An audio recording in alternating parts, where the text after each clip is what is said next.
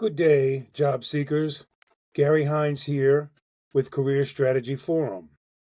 You're listening to G-Town Radio, WGGT LP 92.9 FM, and at gtownradio.com. You can catch exclusive content and my past shows on Spotify for Creators and Mixcloud, and both are under the title Career Strategy Forum. All right, thanks for tuning in today, and I'm discussing LinkedIn. Love it or hate it, LinkedIn is here to stay. You may already have an account. I'm here to just add some tips and info about the platform. If you don't have a profile, go to linkedin.com and create one. But I'll give you some tips and advice today on how you can better utilize the platform. And in today's world, LinkedIn is still very much a prominent piece of information that employers are sometimes looking for, usually always looking for. Okay. So I just want to go back for a minute because I haven't done one of these podcasts in a few weeks. I've been interviewing people lately here in the Germantown area, but I want to come back and just talk about a couple of things on job search basics. Okay. So, when you're out and about doing your job search, you have to think about it as if it is a job and you are the CEO of a company, and that company is you, me, INC. So I am the CEO of my own company. The CEO of any company runs the company. CEOs direct all critical operations such as sales and marketing, which is your job search, research and development, finding job openings, financial management, human resources, public relations, and so on. In short, the CEO is ultimately responsible for the success and failure of the company. Start right now. As of this moment, you're going to think of yourself differently. You're not an employee of General Motors. You're not a staffer at General Mills. You're not a worker at General Electric or human resources at General Dynamics. Forget the generals. You don't belong to any company for life, and your chief affiliation is not to any particular job function. You're not defined by your job title, and you're not confined by your job description. So you're every bit as much of a brand as Nike, Coke, Pepsi, or the Body Shop. Start thinking like your own favorite brand manager. Ask yourself the same question the brand managers at Nike, Coke, Pepsi, and the Body Shop ask themselves. What is it that my product or service that makes it, what makes it different? Why would a company hire me? So you have to think of yourself as a product or a service, and how do you get yourself out there? You are offering your services in the employment marketplace. The employment marketplace works like every other marketplace on the law of supply and demand. If your skills are in high demand and there are few people with your skills, you will get a job quickly and get paid a lot, like a doctor or a lawyer or a computer engineer. If your skills are in high demand and there are a lot of people with your skills, such as in retail or fast food, you will get a job quickly but not get paid very much. And I say that to say you could get paid a lot depending on the company. So in general, I'm speaking here. If there is no demand for your skills, you will not be able to find a job, or probably not the job that you want. So as a company of one, you need to make sure your services are competitive by upgrading your skills, and you need to keep aware of the demand for your skills in the marketplace. All right. And along those same lines, the job search process is basically in three distinct buckets. One, you think about what services are you offering? Okay, so you think about that. You have to develop some marketing materials.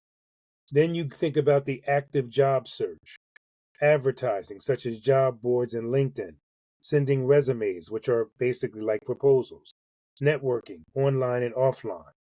And finally, the final bucket is interviewing, or, if you were in a company, you could call this a sales call. So again, think about that as an active job search.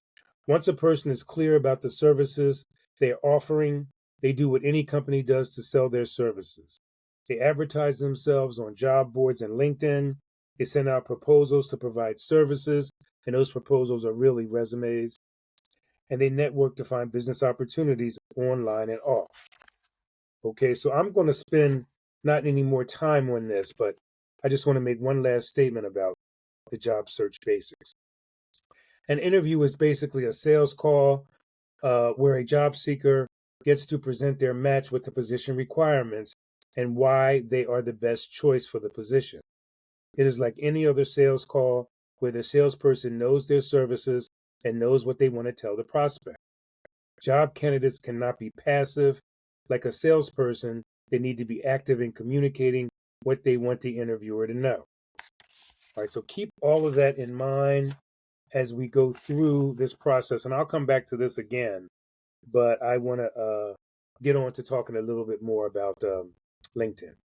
So we want to make sure your profile is complete. We want to become more active on LinkedIn and use LinkedIn for job search and research. So employers will check you out.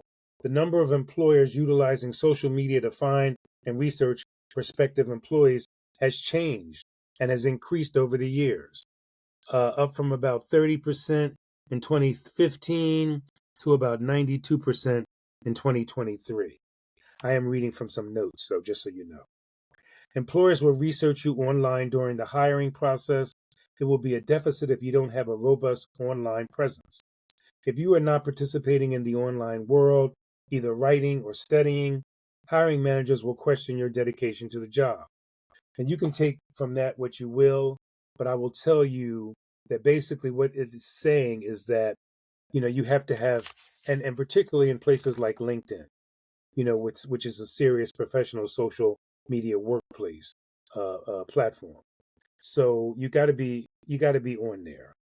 Some people don't like that, but that's the best place. That's the best way to explain it.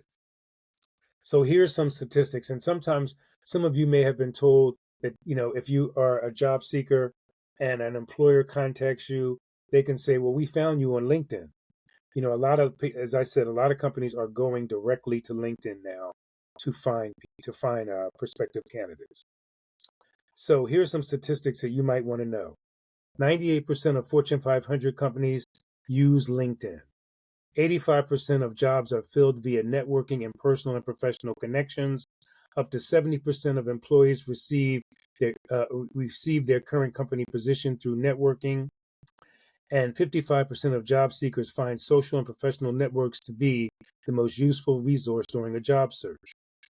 So 1 in 5 LinkedIn job posts do not require a 4-year degree. This is news. More than 58 million companies have business pages on LinkedIn, which can be used for pre-interview research.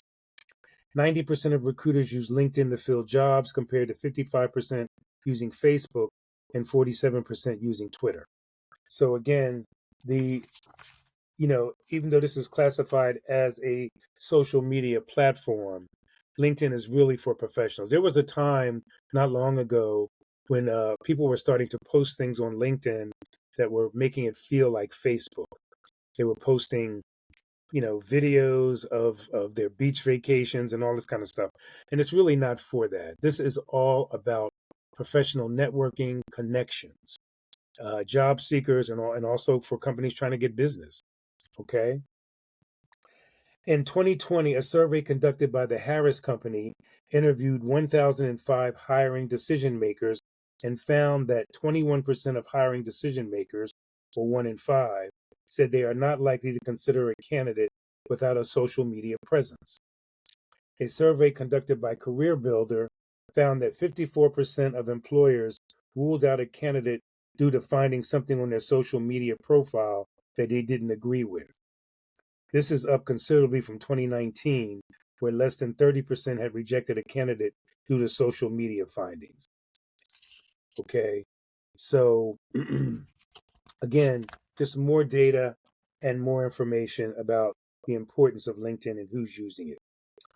So let's look at a side-by-side comparison of having just a resume and having a LinkedIn profile.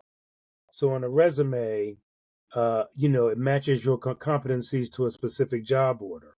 On a LinkedIn profile, there's a general overview of your skills and experiences. On a resume, there's static, only information related to requirements of a job.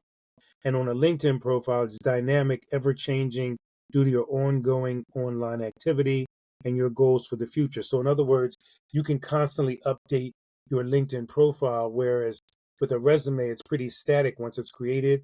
I mean, there's obviously opportunities to change them or change what your resume says, but it's quicker and easier and faster to do it online on a profile that you can change at a moment's notice, without having to go back and reorganize or redo the entire resume. So a resume is written by you, and a LinkedIn profile is written by you with contribution from others. And what do we mean by that? Well, people can offer referrals about you. They can do sort of evaluations. They can recommend you for things. So there's a lot of ways to have the LinkedIn profile be very interactive. So the resume is limited length, and LinkedIn profile is relatively unlimited in length. So again, you can really expand on a lot of things on LinkedIn. And I'll talk about that in a minute, but you can put video, you can put audio, you can attach documents, you can put awards, you can take snapshots of things. You cannot do all of this on a resume. And a resume says, my skills and previous work experience make me an ideal candidate for you. Whereas on a LinkedIn profile, it says, here is where I'd like to take my career next, and I've got the skills and experience to back that up. And so again, you can really expand on your background and what you have done in detail. I mean, the resume information can be there as well, but you can do so much more with this profile. Okay.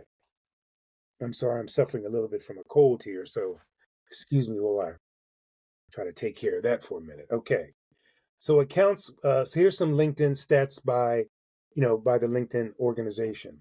Accounts with profile pictures are 14 times more likely to be viewed, and accounts with skills listed are 13 times more likely to be viewed. Again, visual, pictures, video. This is the world we live in 2025. People need to see you and hear you. So pictures are definitely a must on a LinkedIn profile. Users with complete profiles are 40 times more likely to receive opportunities through LinkedIn. And LinkedIn users with 5+ skills listed are contacted or messaged up to 33 times more by recruiters and other LinkedIn members and receive up to 17 times more profile views. Okay. 40+ words in your summary make it more likely to show up in search. So just like Google uses algorithms and keywords to bring your profile to the top of the list, LinkedIn profiles do the same thing. So if you have the right keywords in there and somebody's doing a search for a CPA or somebody's doing a search for a certified engineer, your profile would probably pop up quicker than others. All right, so here's to sort of summarize. Complete your profile with a picture, complete the about section, add skills, ask for endorsements.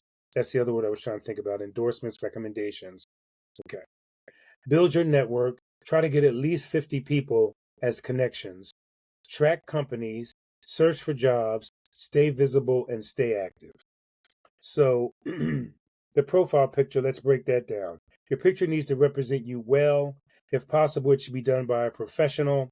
If not, make sure it is well lit, you are smiling, and it's professional. A picture of you and your dog or you and your spouse on vacation will not help you land a job. And I'm not knocking selfies. Some people do great jobs at selfies, but you decide whether or not that's going to be beneficial for you or you want potential employers to see this picture. Post a completed profile with all your information, including job history and education. The more you can add, the better, because an interested employer will read it all. The tone of your profile should be less formal and more engaging than your resume. Think marketing. Let your personality come through while keeping it professional. And also, with LinkedIn, you want to build a network. Link to people. There are many philosophies about whom to link to. Some think it should only be people you know well. Others say link to everyone you can. We suggest sort of a middle ground. Link to people who you think will be a good connection for you and not someone who will just fill in your contact list. All right, so you can talk about past teachers, past employers, neighbors, classmates, co-workers, vendors, suppliers, people that you went to school with. All these kind of people could certainly fill your network connections. And then you can also join groups. Join groups related to your profession. Groups are a great place to meet people in your profession and continue to learn about things going on in your industry. It is also a good career management activity to participate in group discussions. You don't have to write lengthy entries, just make quick comments about an article that has been listed or a question someone asked. Participating in a group is a way to get known. So again, I belong to about 10 or so, 10 to 12 groups that are around career coaching and business development. And so a lot of times people will post things. Sometimes job opportunities come up when they're around in that area. So you can do a lot of things and get a lot of information through joining different groups. You can also track companies. Track companies for which you are interested in working for. You will learn a lot about the company and you can begin to link to people that work there. So as I mentioned earlier, there are thousands, millions of companies that now have LinkedIn profiles. So IBM, Comcast, some of these bigger companies all have pages. And then when you're doing your research on a company to see if you want to work for them or if you're getting ready to be interviewed by them, you can certainly go to their LinkedIn page and figure out, who might be there that what they're doing. Because a lot of times these companies will post, some of the things they're working on, some of the new ideas they're coming up with. All right, search for jobs. Lots of companies list jobs on LinkedIn. The advantage of looking at jobs on LinkedIn is you can see to whom you are connected that works at that company or knows someone that works at that company. You can use these connections to get your resume into the company. So again, I may know somebody that works at a company that I'm not really interested in, but you and I are connected and you've gone through my connections and see that I'm connected to John Smith who works at Comcast and you're looking to get into Comcast and you can ask me for, an introduction. That's just a brief scenario of the way things can work.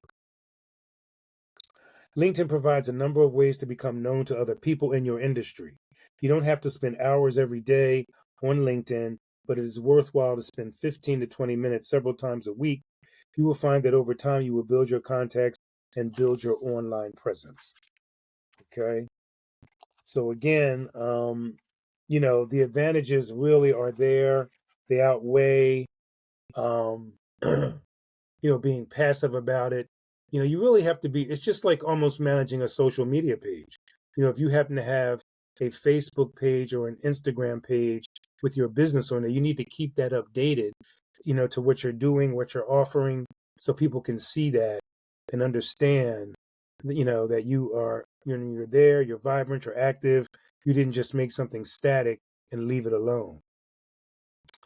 All right. Let me talk about profile details and how they matter. So use your professional identity, not a prior job title for a headline. So, certified public accountant, experienced engineer, wellness coach, whatever it is, you may want to use that as opposed to like just telling who you are in your headline. You want to create a customized URL. One thing about LinkedIn, they will create a URL for you so you can link it to your web pages or send it out to people. But you can also customize that LinkedIn URL to have your name. For instance, mine is linkedin.com/Gary Q. Hines. And so you can make something very distinct and shorter because LinkedIn will create probably a fairly long URL, which you really don't want to be on your communications. Use job postings to your advantage. locate keywords and job descriptions, and add to the profile section in the about section of your profile. So, again, if you have a certification, if you've got X amount of years, if you've got some other degree or knowledge or something that you want to put in, you want to put it in that about section so that as somebody is searching, because LinkedIn is a searchable tool, they can find you. So, as I mentioned in the about section, this is who you are, the value you provide, something personal like recently enhanced technology skills. Your profile should look toward what you want to do next. So you can talk about your background, but you also need to talk about where you want to go down the road. Looking for, opportunities in XYZ field, bringing my experience in XYZ to this particular industry. LinkedIn is also very good for people that are transitioning to new careers and new industries because you can tout the transferable skills that you have and apply them to what you're currently looking for. In the About section, you also should have a summary of 3 to 5 short paragraphs with a bulleted section in the middle, including work passions, key skills, unique qualifications, and key experiences. You want to highlight past results, include numbers and case studies that prove successful. And then you will also want to be warm and welcoming, less formal than a resume. So again, you can do a narrative in the About section about some experience, some particular customer service experience, or some project that you worked on that was really excuse me, very successful. And we'll talk about accomplishment stories down the road in another podcast. But again, you can talk about some of the successes you've had and how you could bring that experience and that success to a future opportunity. So you can add multimedia to your section. As I mentioned, pictures, professional topics, not personal. You can if you've created presentations in PowerPoint, you can use that. If you've shot videos or stories or reels or things like that on some of these social media platforms, you can do that. Two, these are all things you cannot do on a resume. You can manage your endorsements. Recruiters recruit based on endorsements. Keep the endorsements up to date with your new and changing skills. So how do you get an endorsement? You really have to ask people if they would do an endorsement for you based on somebody that you've either worked with or worked for. And if they can and you can even write it out for them. And this is almost like a recommendation. This is almost like a digital recommendation that, an endorsement. Like I endorsed Gary Hines to be a career coach because we had great experience working with him last year. Things like that. So those are some activities that you can do as well. Okay, moving on quickly to LinkedIn groups. Joining groups show you're engaged in your field. So as I had mentioned earlier, there's many groups based on the industry. So accountants have groups, career coaches have groups, scientists have groups, doctors, lawyers, restaurant workers, people all have different groups. And you can search for these groups in the search bar on LinkedIn and join these groups. So again, groups connect you to people and relevant discussions in your field, an ongoing online networking event. So again, networking today is not just being physically in person. COVID changed a lot of that, but online networking is definitely here to stay. And LinkedIn is one of the key areas that you can do serious online networking. When you join these groups, engage in discussions, ask questions, answer questions, give opinions, and then refer people back to what you do and what you bring to the table. And if you really, really feel comfortable after a while, you can say, "Hey, I'm in the job market right now. I'm actually looking for something in this field, or I'm looking for something at this company. Does anybody know anybody that works at this company? That kind of thing." Groups may have job sections, and you can check them out. So groups are very, very critical to join once you're on LinkedIn. All right, connections. You want to work towards having about 50 plus connections at least. Only reach out to those you know. LinkedIn will shut down people reaching out to lots of strangers. And they've changed the algorithms and the processes in LinkedIn You should not get a lot of spam. And they can sort of figure out if you do a mass messaging or mass sort of connections to people. There's ways that they can figure out if you're just like sort of spamming people. The best connections are trusted connections. You would refer to them and they would refer you. Accept invitations to connect that make sense, such as people in your industry.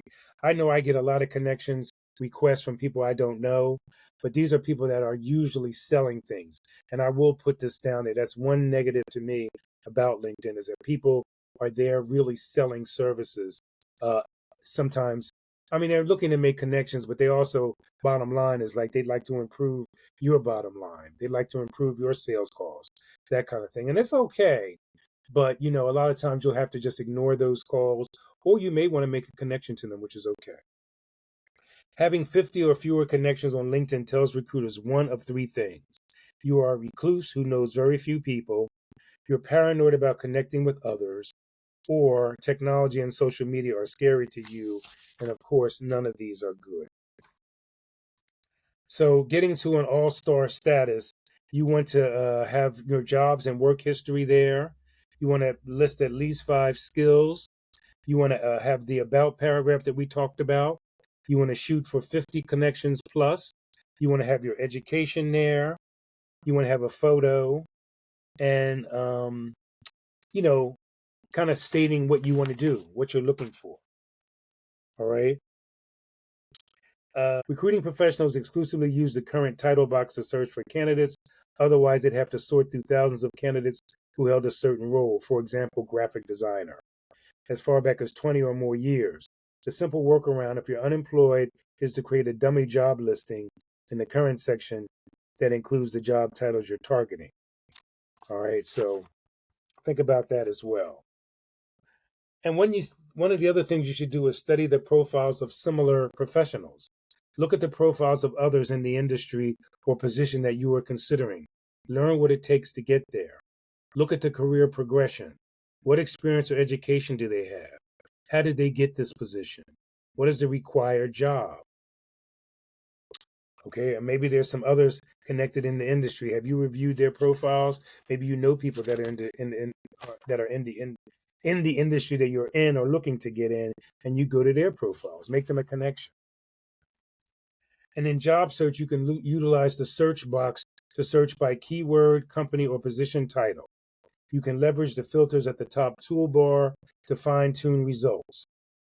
The all filters option provides even more filters, including salary. So if you're looking for a job specifically, after you created your profile, go to the job search area, which is at the top of the screen. What I'll do is when I edit this, I'll put a screenshot of what the top of the screen looks like in this part of the video so you can see it. Okay, so you can do a job search there. How consistent is LinkedIn with your resume and goals? What groups are you in? What companies are you following? What do you post? What do you post indicates about you. So it should be well written. If you do any posts, it should be informative and creative. Okay. So those are some tips for LinkedIn. LinkedIn is a very valuable tool. As I said earlier, you can love it or hate it. I'm kind of like in the middle right now. Since I'm not actively looking for work, I really don't go on it as much, but I made sure that I actually have 2 LinkedIn profiles. And you can find me there if you'd like to connect with me at Gary Q. Hines is my main LinkedIn profile. And then I have the Gary Hines Consulting Group as my other profile. So I have 2. So anyway, thanks for listening today to Career Strategy Forum. I'll see you in a couple of weeks. And again, you're listening to Career Strategy Forum with Gary Hines on G-Town Radio, WGGT LP 92.9 FM, and at gtownradio.com. Thank you.